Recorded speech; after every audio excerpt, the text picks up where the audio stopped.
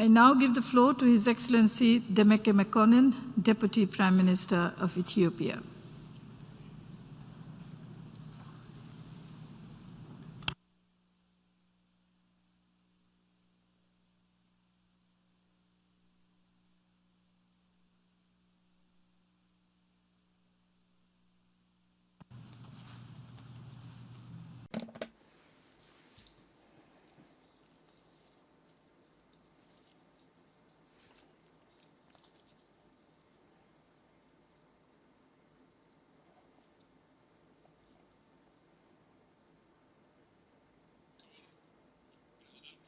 Mr. President, allow me to start by congratulating you and the sisterly country Maldives on your election as President of the 76th session of the General Assembly. My appreciation also goes to Mr. Volkan Bozkır for his able guidance of the 75th session. Congratulations is also in order for Secretary General Antonio Guterres for once again winning the vote of confidence to serve the United Nations. I also thank the host country for the facilities availed to us in the midst of a global pandemic.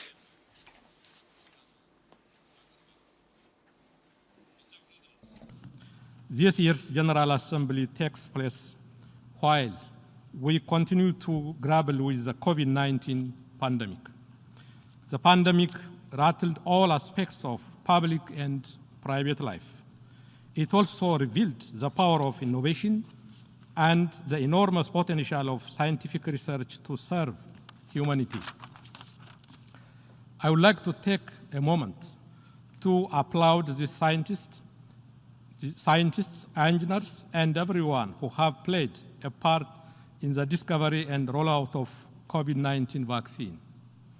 Evidently, science can serve humanity only if good faith and rationality guides politics.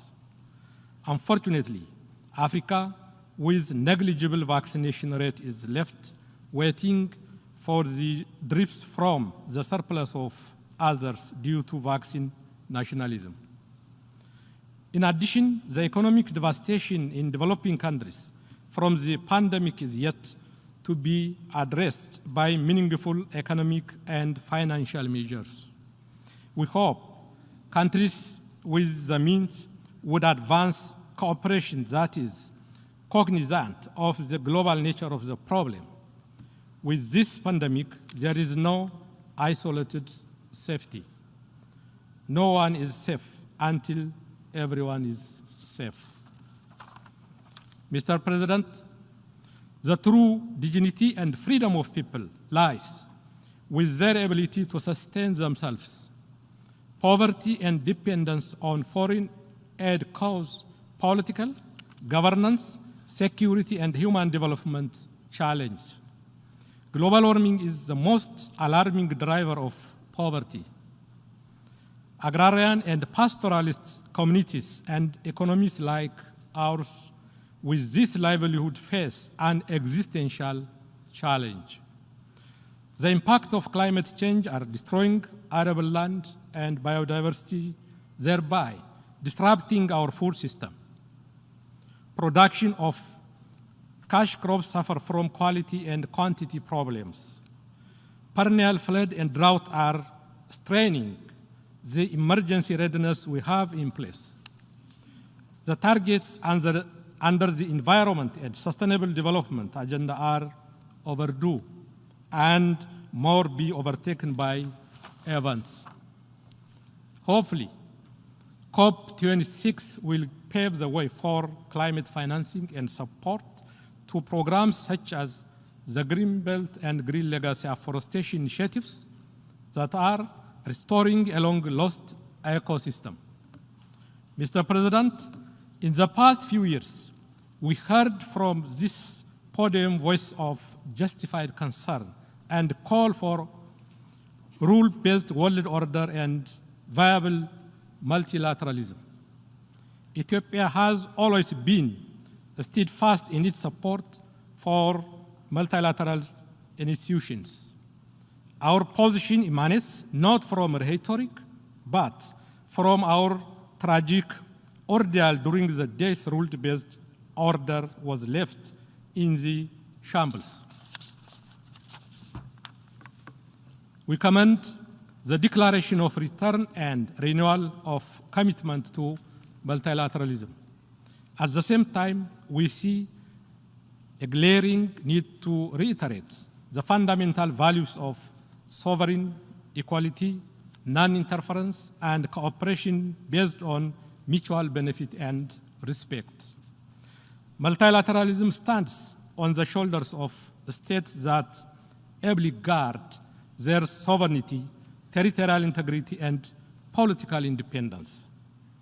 Multilateralism will meet its objective only if states are able to stand free to manage their domestic and external affairs. Indeed, our human aspirations are inherently similar. However, our viewpoints that are underpinned by our diversity in cultures, history, and socio-economic reality will not always be fully aligned.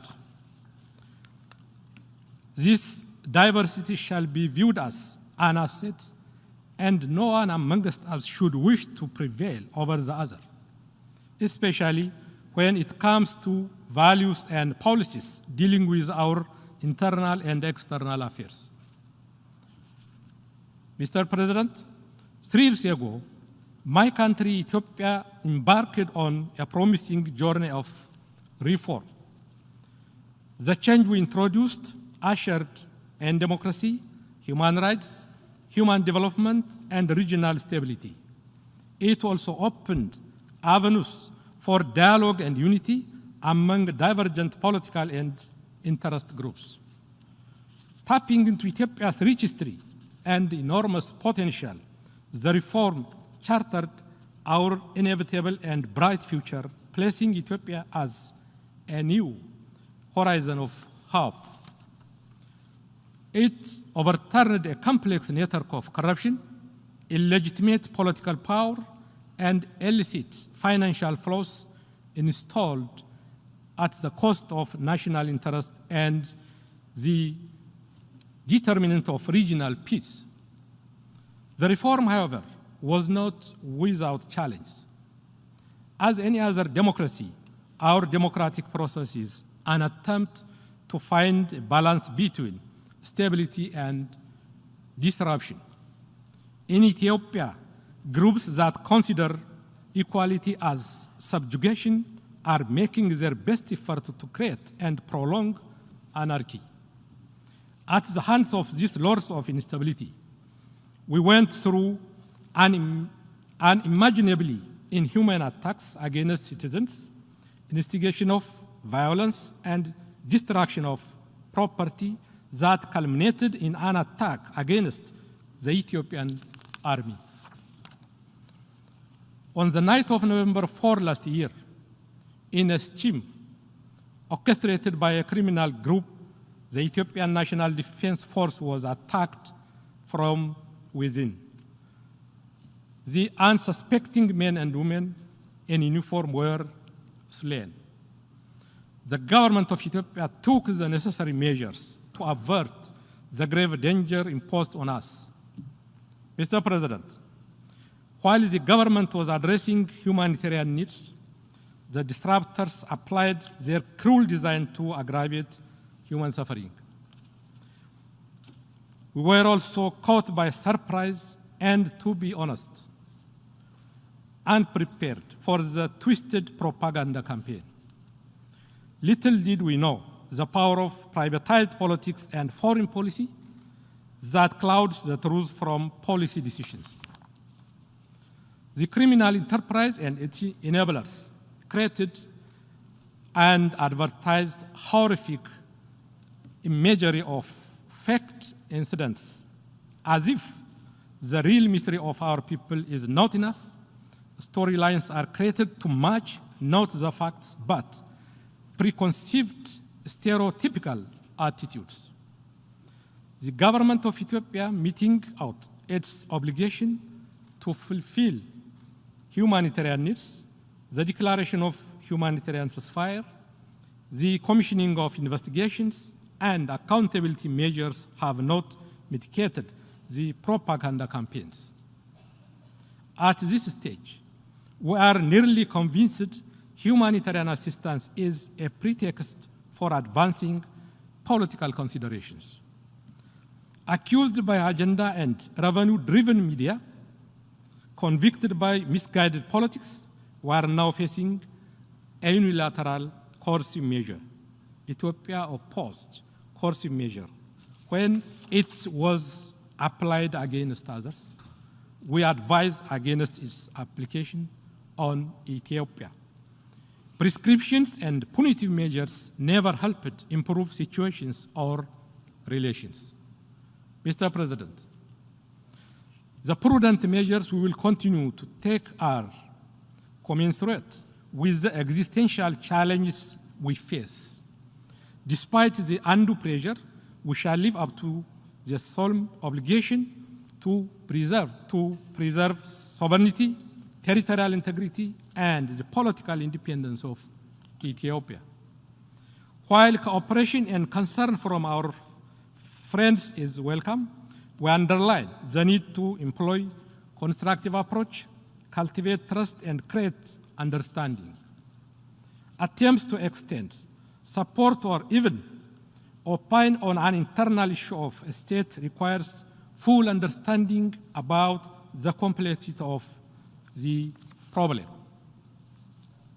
It shall be noted the challenge we are facing is not limited to the boundaries of Ethiopia. The entire region is facing the destructive path paved for it by this group. Supporting Ethiopia overcome this criminal group is helping sustain regional peace. Dialogue has always been our preferred course of action. Accordingly, Ethiopia is open to candid initiatives for peace. In this connection, we will work with the African Union and the High Representative for the Horn of Africa towards an Ethiopia-led national dialogue. We only hope the African Union will be given the space to apply its own wisdom. I also underscore my government's unreserved commitment for the provision of humanitarian assistance and facilitate the operation of our humanitarian partners that adhere to the principle of neutrality, independence, and humanity, and the laws of the country. Apart from this, no excuse will justify any attempt to intervene in our internal affairs. Mr. President, had it been for the plan of the internal and external destabilizers, Ethiopia would have turned into rebels where the greedy and the archaic feast and thrive. Not only that, the political map of the Horn of Africa would have altered, worsening its existing volatility. With the resilience of its people and the foundational cultural and religious diversity that made up of Ethiopian society, Ethiopia will continue overcoming its adversaries. Ethiopia will always be a beacon of freedom and symbol of peace. As a nation that had never posed a threat to security of other states, we will maintain our support to regional and global stability. At this historic juncture, Ethiopia demands and Ethiopia deserves a similar cooperation it extended to others in the aftermath of attacks targeting their institutions. Mr. President, the political and security landscape in Africa is on a path of adversity. Forcible overthrow of governments, joint military exercise, aggression, renewed appetite for intervention in sovereign countries, subversion and mercenarism, normalized and renewed scramble for natural resource, secret military pacts, geopolitical competitions, and others are becoming pervasive. Unless we swiftly change course, this will be yet another round to destabilize Africa and disenfranchise Africans in the determination of our destiny. We hope there will be more countries to lift the banner of multilateralism rather than the vagaries of unilateralism.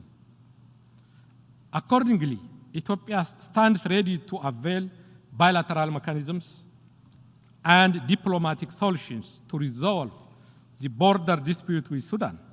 It is incumbent upon our two governments to work for peace for the sake of our people that have the strongest bond of fraternity. Mr. President, the past year has also seen a milestone for the people of Ethiopia. Our experiment with democracy ascended one level with a free, fair, peaceful, and credible election with an unprecedented level of voter turnout. The Grand Ethiopian Renaissance Dam, a hydroelectric dam project we fully financed, underwent a second-year filling. Hopefully, we inspired others to develop local capability to plan, finance, and complete renewable energy projects. However, our humble attempt to light the house of millions of Ethiopians and create hope for our youth is politicized before global bodies. These people's project also received unending threats. Ironically, we are accused and threatened for drinking from our water. On the matter of the Nile and the Gerd, our confidence is in the might of the truth, wisdom, and justice that has always defined our path for cooperation. The generational desire to use our natural resource will not be stopped by a colonial legacy and monopolistic cause. We hope our negotiating partners are prepared for a win-win outcome under the African-led process. Mr. President, I would like to conclude my statement with a very important note on the role of my country in peacekeeping. Our troops successfully completed missions in Darfur and Abyei. They paid the ultimate sacrifice in the most isolated mission areas, facing active intercommunal clashes, unconventional warfare methods, border disputes, and unabated administrative obstructions. Our troops have done justice to the most cherished name of their country through their service and sacrifice. I pay them my respects and express our pride. With the impending transition of the peacekeeping mission in Abyei, I would like to convey our best wishes for our two neighbors to amicably resolve their territorial disputes. We hope the sacrifice we made will not be in vain. I thank you, Mr. President, and assure you of Ethiopia's full support for successful completion of your presidency of hope. Thank you. አመሰግናለሁ።